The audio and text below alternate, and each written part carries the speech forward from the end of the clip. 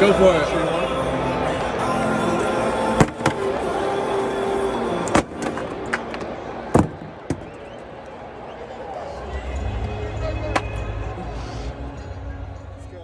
Welcome back to your Valley Sports Plugs Arizona Cardinals recap for Game 4 of the 2024-2025 season.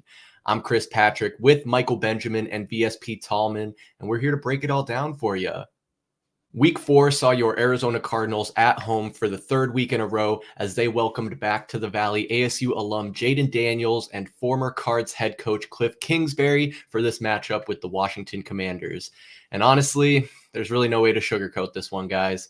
The Cardinals were completely outgunned and overpowered by the Commanders. State Farm Stadium was invaded by Washington fans, and the Redbirds lost this one an embarrassing 42-14 to bring their overall record to 1-3 on the season. But let's dive right into this ugly loss, fellas. Mike, what are your thoughts on this Week 4 performance? Gentlemen, first and foremost, the VSP boys were in attendance at State Farm Stadium this past Sunday. And what did we get from this Arizona Cardinals team? An uninspired, unimproved, and an unacceptable performance. The worst loss since that 2021 wildcard game, guys. I'll go out there and say it.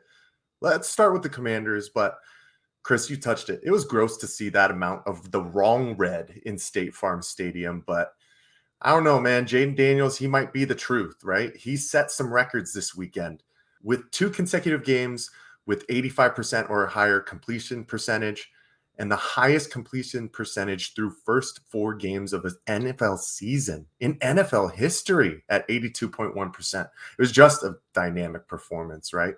And the thing was, the Commanders didn't make him do crazy things. They kept him moving through play action and options.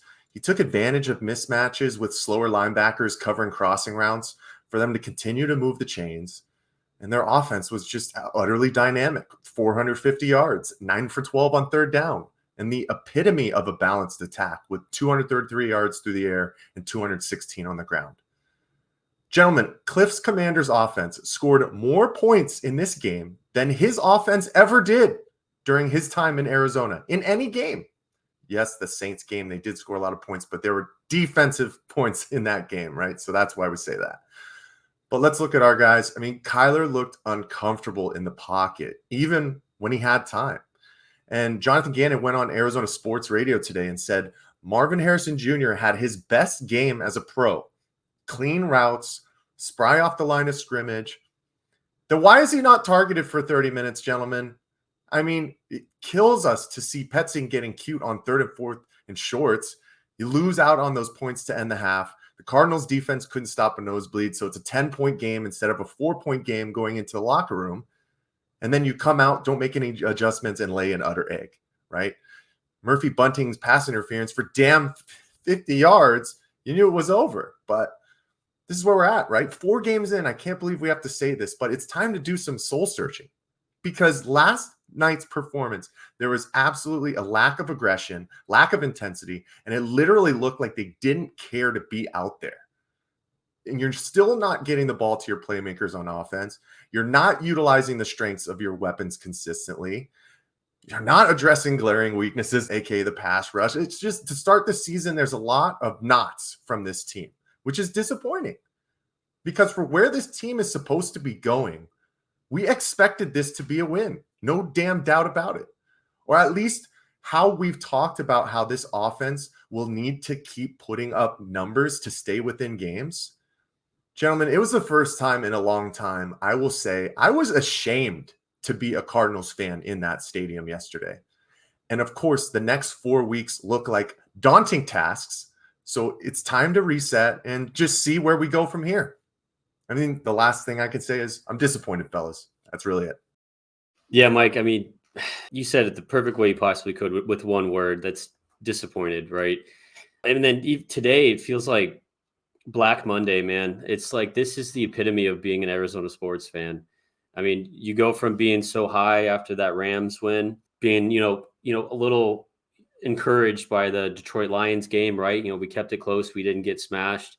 And then just what happened yesterday at State Farm Stadium was, I mean, we knew these losses were going to come. I mean, you just didn't expect that it was going to happen against the Washington Commanders and a rookie quarterback, right? And the return of Kliff Kingsbury. So it's, Chris, you said it to start. It's embarrassing. Kliff Kingsbury comes back to State Farm Stadium and he absolutely hands an ass whooping to the Cardinals team, and all with the rookie quarterback. I said Black Monday because on the flip side of the coin, our baseball team, which was the best team in the league, is not going to the postseason. So there's not a lot to be excited about right now. Just disgusting. I mean, disgusting.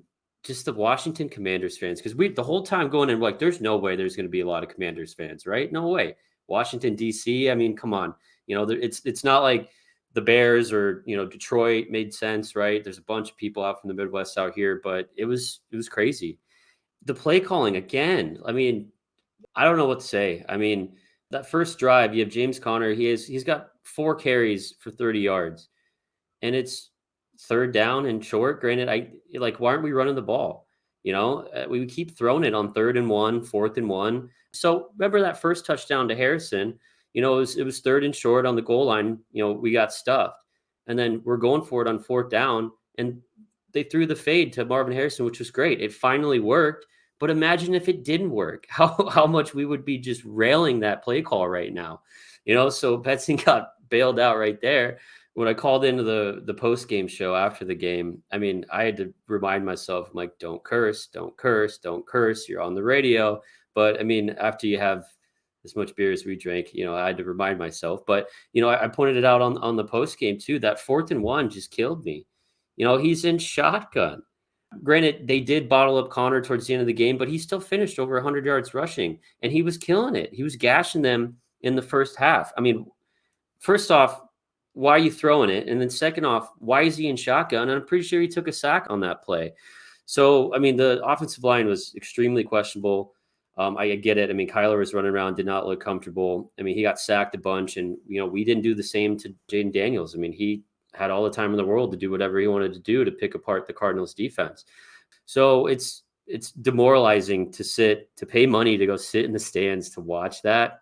And then you just sit there, you throw your hands up. I mean, this team, the first 4 games we've scored on our opening drive. So when we scored that touchdown, granted, it was a little, you know, I was like, oh my God, like 4th and 1, you know, we got it though. But, you know, I was thinking, here we go, right? This is going to be just an absolute shootout back and forth. But, you know, we couldn't do what we got out physical by the Washington Commanders. I mean, they ran all over us. I mean, what did they have? 220 yards rushing? They killed us. And it felt like they were living on our side of the field. Like every single time they got the ball, oh, they're on the Cardinals 40. Oh, they're on the 30. Oh, they're in the red zone.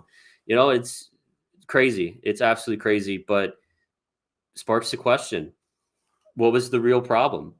Is it Kyler Murray or was it Kliff Kingsbury? Because right now, guys, it's starting to look like we have a Kyler problem, not a Kliff problem in the past. So I don't know.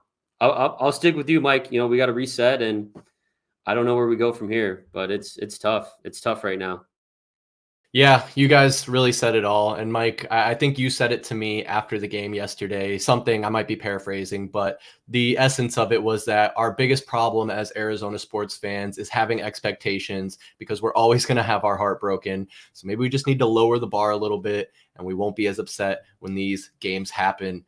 Tomorrow, we're going to dive deeper on the current state of the Arizona Cardinals on a special VSP roundtable, so make sure you tune in. But coming up in week 5 for the Arizona Cardinals, they will travel to San Francisco for their first meeting with Brock Purdy and the 49ers. Kickoff slated for 1:05 p.m. local time. Ladies and gentlemen, we're going to keep bringing you a weekly recap of the Arizona Cardinals this season. So make sure you like and subscribe so you can stay up to date with all the Valley Sports and Arizona Cardinals action. For Michael Benjamin and VSP Tallman, I'm Chris Patrick, and we'll see you next time. Peace. Cardinals fans, it's time to stand and bring